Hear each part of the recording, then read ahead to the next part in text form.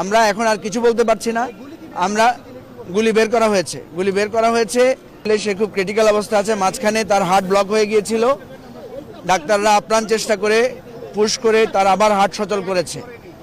এখন যে অবস্থা চলছে, অপারেশন হচ্ছে, তাকে সিএমএইচে নেওয়ার একটা চেষ্টা করা হয়েছিল, কিন্তু এখন তাকে এখান থেকে মুভ করাটা খুবই ঝুঁকিপূর্ণ হয়ে যাচ্ছে। তো আমরা সবাই আপনাদের কাছে দোয়া চাই, দেশবাসীর কাছে।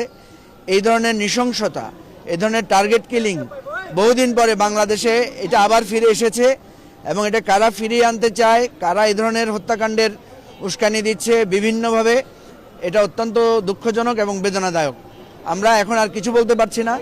আমরা গুলি বের করা হয়েছে, মস্তিষ্কের কিছু অংশ ক্ষতিগ্রস্ত হয়েছে। এটা খুবই ক্রিটিক্যাল অবস্থা। আমরা ডাক্তারদের সাথে কথা বলেছি, ডাক্তাররা সেখানে সর্বোচ্চ চেষ্টা করছেন, আপ্রাণ চেষ্টা করছেন, এবং আমরা আবারও বলছি দেশবাসীর কাছে আমরা দোয়া চাই, আপনারা দোয়া করবেন।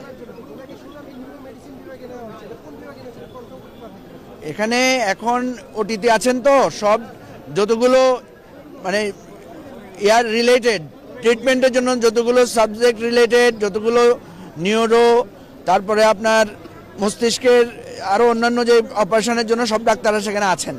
চিকিৎসার আমরা আল্লাহর রহমতে কোনো ত্রুটি হচ্ছে না। ব্রেইনের একটা অংশ ক্ষতিগ্রস্ত হয়েছে, এবং সে যখন কাত হয়ে পড়েছে তার বুকের এখানেও জমাট রক্ত বেঁধে গেছে। সার্বিকভাবে ডাক্তাররা এখন ইতিমধ্যে প্রায় 2-3 ব্যাগ রক্ত দেওয়া হয়েছে, আরও রক্ত কালেকশন করা হয়েছে। সেখানে সার্বক্ষণিক চিকিৎসার জন্য ডাক্তার যারা আছেন এবং অন্যান্য ঢাকা মেডিকেলের ডাক্তাররা আছেন। সকল দলের, আমরা জুলাই অভ্যুত্থানের অংশীদার সকল দলের নেতাকর্মীরা ওখানে আছেন।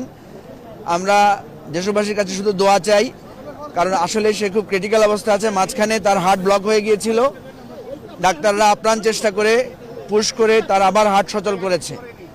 এখন যে অবস্থা চলছে, অপারেশন হচ্ছে, তাকে সিএমএইচে নেওয়ার একটা চেষ্টা করা হয়েছিল, কিন্তু এখন তাকে এখান থেকে মুভ করাটা খুবই ঝুঁকিপূর্ণ হয়ে যাচ্ছে। তো আমরা সবাই আপনাদের কাছে দোয়া চাই, দেশবাসীর কাছে।